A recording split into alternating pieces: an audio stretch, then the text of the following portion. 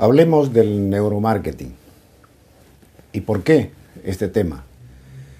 Resulta que hoy en día estamos en la era del posicionamiento, pero lo que se viene es el neuromarketing. Por lo tanto, es sumamente importante tratar este tema. Y aplicaremos este tema a un hecho que es de trascendencia para todo comercializador, marketero, publicista, que es la decisión de compra. Si pudiéramos tener la tecla adecuada que lleve al consumidor a decidir la compra de una marca o de un producto determinado, pues sería la panacea. Sin embargo, hasta el momento todos los métodos y técnicas no han resuelto este problema.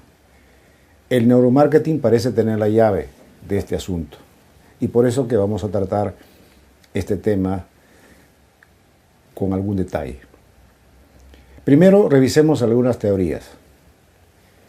La gran pregunta es, ¿el consumidor sabe lo que compra? ¿Y por qué compra lo que compra? Esta pregunta no ha tenido respuesta hasta el momento. Han habido algunos intentos sin un resultado definitivo hasta este momento. Repasemos algunas. La más conocida es la teoría económica. Como estamos en un mercado libre, donde la economía, digamos, se rige por las reglas del mercado, entonces la economía dice que el consumidor es dueño y señor de sus decisiones. Él es el que decide la compra. ¿Y sobre la base de qué decide la compra? Sobre la base de su racionalidad. De tal manera que para la economía, el consumidor es libre de decidir lo que quiere comprar, dónde comprar y por qué comprar, etc. Y si es libre de decidir, asume también toda la responsabilidad de sus aciertos y de sus errores. ¿Sobre la base de qué la economía dice que el consumidor es libre y dueño de sus decisiones? Porque considera que el consumidor es un ente racional, que piensa, analiza, decide, sopesa alternativas y finalmente decide lo que le conviene. En el trasfondo de esta teoría hay el concepto de la utilidad. La gente compra lo que le sirve, lo que le es útil. Sin embargo, esta teoría no explica algunos otros fenómenos. Por ejemplo, desde ya hace un buen tiempo, un publicista prácticamente legendario, Vance Packard, decía que la publicidad lo que vende es seguridad emocional, vende valores, vende imaginaciones, satisfacciones, etc. Y no tanto productos. Si vemos así el asunto de la decisión de compra, entonces nos alejamos de la teoría económica. Pero no solo Vance Packard lo decía de esta manera, sino otros especialistas que analizaron la decisión de compra, como por ejemplo Arnold Mitchell, decía que nosotros cuando compramos imágenes, compramos sueños, compramos ciertas satisfacciones que de alguna manera nos sirve en nuestra vida cotidiana. Los psicólogos también han hablado de este tema. Hay algunos psicólogos que sobre la base de la teoría del aprendizaje dicen que el consumidor aprende a comprar. Aprende a comprar determinada marca, determinado tipo de producto, sobre la base del ensayo del error, de la experiencia y porque se forma una relación emocional entre el consumidor y el producto. Por lo tanto, hay un apego. Cuando se forma este apego emocional, el consumidor aprende a comprar determinadas marcas y se encuentra contento con esa decisión.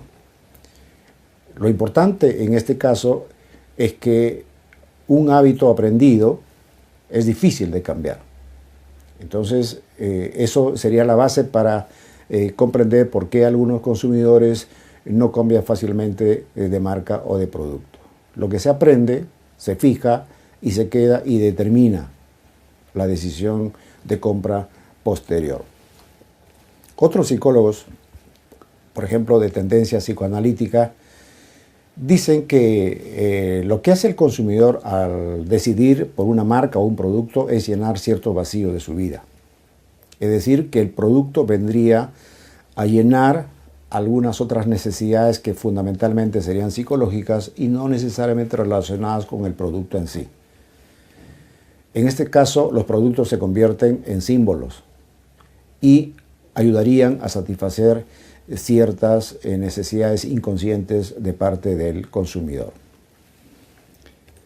También existen los psicólogos sociales que dicen que la decisión de compra básicamente tiene que ver con la necesidad de ser aceptados. El consumidor necesita ser aceptado dentro del contexto social donde vive. Y para ello es que compra determinados productos, por imitación, porque ve a otros que tienen lo mismo, y por lo tanto esta necesidad de ser aceptados, de estar contextualizado, fundamentalmente de pertenecer a lo que se denomina el grupo de referencia, es lo que llevaría al consumidor a comprar.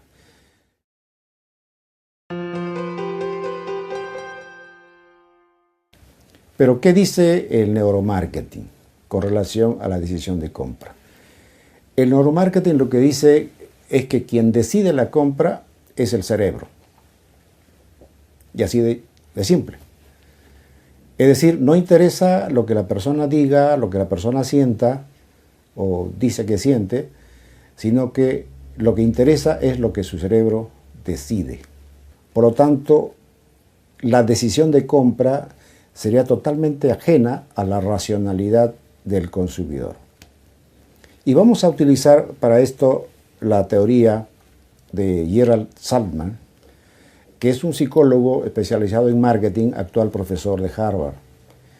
Él, sobre la base de muchas investigaciones, ha llegado a la conclusión que el 95% de las decisiones de compra están motivados por factores inconscientes, es decir, sobre las cuales el consumidor no tiene ninguna injerencia.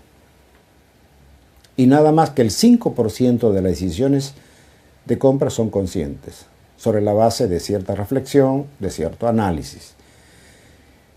Este resultado a la que llega Gerald Saltman es totalmente revolucionario. Porque imagínense ustedes que el 95% de las decisiones que hacemos son inconscientes, sobre las cuales nosotros no tenemos ningún dominio ni conocimiento. Es decir, que se dan casi automáticamente. Y nada más que el 5% serían conscientes, bien pensadas. Si es así, si la realidad fuera así, entonces estamos pues en un mundo, digamos, de una total incógnita. Y sobre la base de qué dice Gerald Saltman y el neuromarketing en este caso, que está basado en las ideas de Gerald Saltman, es que las decisiones son inconscientes. Lo explican porque en el cerebro en realidad se forman ciertas conexiones neuronales que conducen a la decisión de compra. Es decir, frente a los estímulos externos, llámense productos, marcas, publicidad, etc., el cerebro reacciona y se reactivan determinadas zonas dentro del órgano, dentro del cerebro. Y la reacción del cerebro es generando interconexiones neuronales. Una neurona se relaciona con otra y le comunica una información y esta a su vez se conecta con otras neuronas y van a formar hablemos figuradamente, un árbol, ¿no? Una ramificación de neuronas que tiene un mismo mensaje.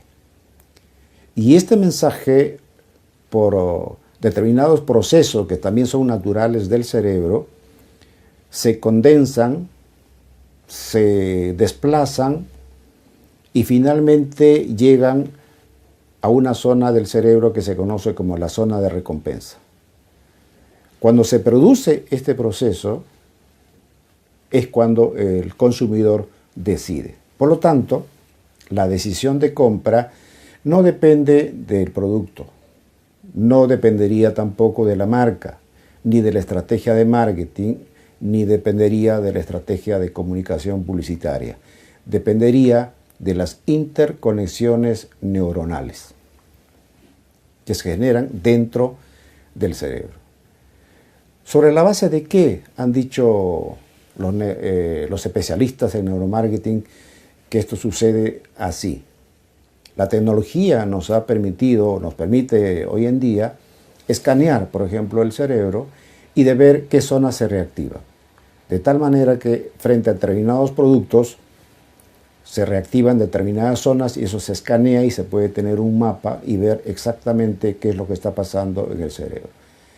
Y lo que sucede dentro del cerebro no siempre es lo que la persona verbalmente dice.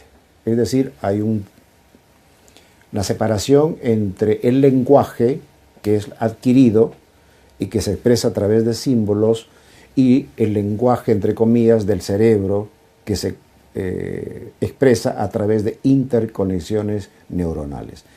De tal manera que dentro del cerebro pueden producirse determinadas interconexiones neuronales que llevan a la persona a sentir ganas de comprar un producto y que él verbalmente pueda decir otra cosa. No hay una conexión o no hay una relación estrecha entre lo que la gente dice y lo que realmente hace.